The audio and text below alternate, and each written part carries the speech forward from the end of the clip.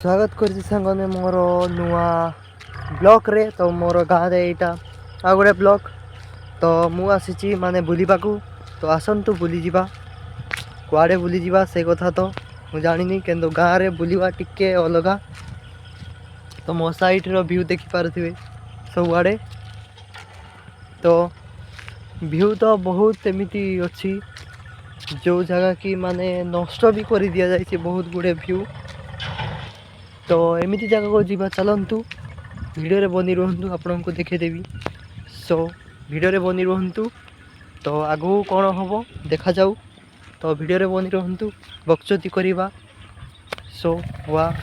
तो सांग माने एई गोटे जीवटी जोटी की पालित पशु माने गृहपालित पशु। तो एई जीवटीर ना कौन कमेंट रे जणाइबे। तो एई दादा जनक एठी सेटा पालन। तो सांग माने भ्यूटा देखिकी आपन को मजा आसथिबो। तो भ्यूटा देखिकी आपण माने एंजॉय करथिबे। तो नेक्स्ट पार्ट रे देखा हमा आ गोटिए मजादार भ्यू नै की।